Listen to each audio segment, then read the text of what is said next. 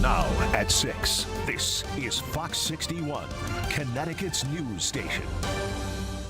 Good evening and happy Independence Day. Thanks for joining us for the Fox 61 News at 6. I'm Bridget Piorlo. This holiday weekend, officers across the state and country are out on the water working on a national campaign called Operation Dry Water. It's an initiative to cut down on boating under the influence. And Fox 61's Julia LeBlanc joins the Environmental Conservation Police in Haddam for a closer look at Connecticut's enforcement efforts that are underway.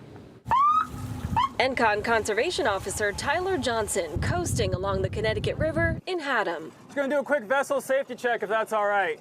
Stumbling upon boaters like the Bernies enjoying their 4th of July tradition safely. Brand new throwable. Perfect. With more people on the water this holiday, Officer Johnson is making sure they're following the law and have everything they need on board. So your life jacket, your throwable, your fire extinguisher, I see a horn or a noise producing device. Yeah, I got horn and a whistle. And while ENCON police are out on the water pretty much all year round, they're boosting up patrols this holiday weekend specifically to enforce a national campaign called Operation Dry Water. We're looking after drunk boaters because most of our water-related fatalities involve alcohol. The Connecticut Department of Energy and Environmental Protection reports alcohol was a contributing factor in 21% of all boating deaths from 2018 to 2023. It's why people like Johnson are serious about cracking down on the problem. It's a misdemeanor, so they'll be arrested. Their boating license can get suspended. There's a hearing process for them to get their boating license back. So this is our chart. Basically, it shows where I am. And while he's out here, Officer Johnson is looking for other things too. Each vessel has to have a life jacket on board and accessible for everyone who's on the vessel. Children under the age of 13 need to be wearing that life jacket at all times. The water is unforgiving, and it's not like a car where if you hit something, oh yeah, your car stops right there. I mean, your boat will drift away from you really quickly, and if you're not properly prepared for it, things can go south pretty quickly. Something boaters like the Bernies know well and prepare for. Just be safe. Just keep your distance and have fun. In Haddam, Julia LeBlanc, Fox 61, Connecticut's news station. Julia, thank you. And this Independence Day, a Connecticut tradition stays loud and proud. Take a listen to this.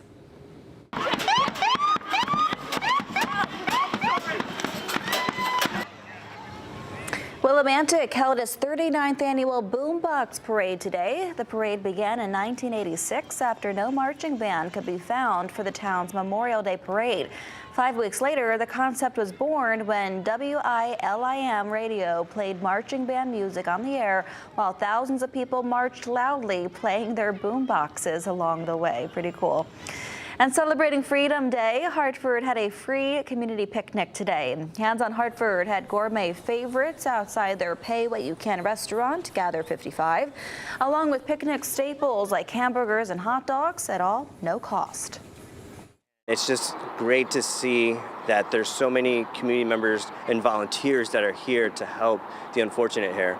Just a really great time to celebrate the holiday because, some folks don't have barbecues to go to.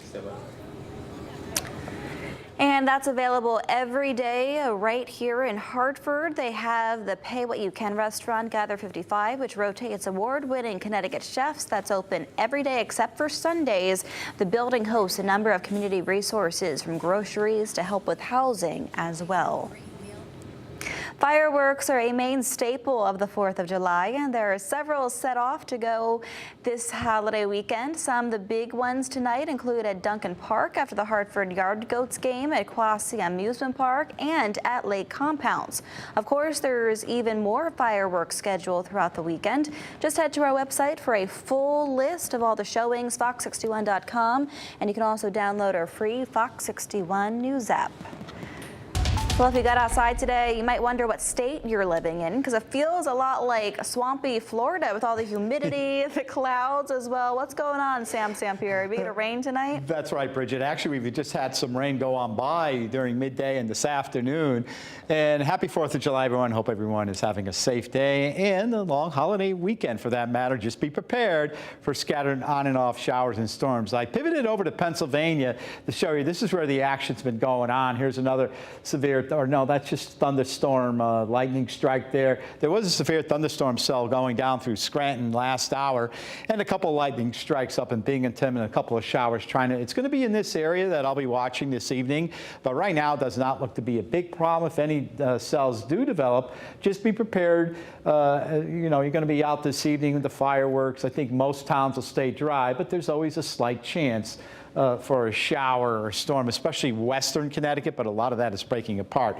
80s, very steamy right now. You see the dew points are in the 70s, mid to upper 70s and lower 80s. That southerly flow bringing in all that moisture. So check this out. You see how we get the cell to develop, and then it weakens. A lot of it northwestern Connecticut. So again, most towns will stay dry. Just a couple of scattered light showers overnight. Otherwise, low-level moisture. Temperatures only in the 70s. And tomorrow, it is going to be a steamy day, tropical with some scattered on and off storms around. Heat indices up into the low 90s. Coming up, I'll detail how long this heat and humidity will be with us. We'll talk about your Saturday forecast with the Hartford Bonanza and Sunday as well. Details on your Fox 61 7-day forecast in a few minutes. Bridget. All right, a busy weather weekend. Sam, talk with you soon. Thank you. Coast to coast, more lives continue to be lost to gun violence, but new data is revealing some shocking statistics about why the summer months tend to see more mass shootings than any other season. Fox's Gary Baumgarten reports. While summer is a time for fun in the sun,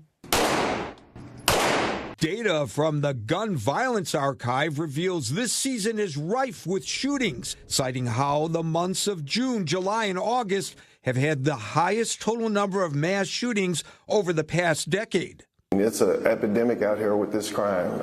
You know, we're battling it every day. The nonprofit organization reports that throughout the last 10 years, the 4th of July was the #1 day for mass shootings involving 4 or more people. For my family, this 4th of July is the 730th anniversary of the total annihilation of our lives. It's a tragedy Keely Roberts and her family struggle with every day. They attended an Independence Day parade in Highland Park, Illinois in 2022, where a gunman killed 7 people and injured dozens of others, including her son, Cooper.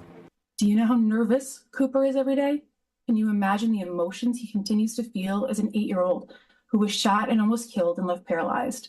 But what's behind the surge in summer shootings? Researchers have pointed to the fact that there are more parties with drinking in the summer, and how previous studies have shown that hotter weather can raise people's tempers.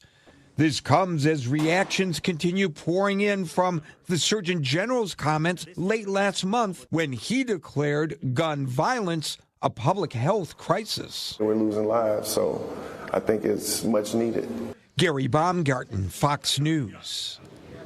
New tonight, a staff member at a program for children and adults with disabilities is facing charges for allegedly beating up a special needs student. Police arresting Andre Dickens Tuesday. He's a direct supports professional, and Dickens is accused of hitting a 41-year-old nonverbal student with a metal cane. Police say Dickens told staff the student tripped and fell and then drove the student to the hospital. Through their investigation and video recordings, though, police determines Dickens had caused the student's injuries, and we're talking about lacerations and even facial injuries. He's facing criminal charges for second-degree assault of a disabled person and is due in Bridgeport Superior Court on July 16th. The new London Turnpike between Conestoga Way and Old Stage Road in Glastonbury is closed right now.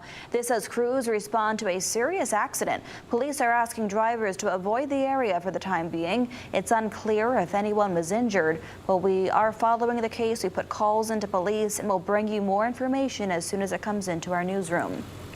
A massive fire at an apartment building in New London. It happened around 9 last night on Nautilus Drive. When crews arrived on scene, the fire extended to the 2nd and 3rd floor.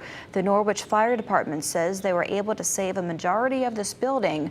No word on if anyone was injured inside or exactly how the fire started, but look how charred that outside building is.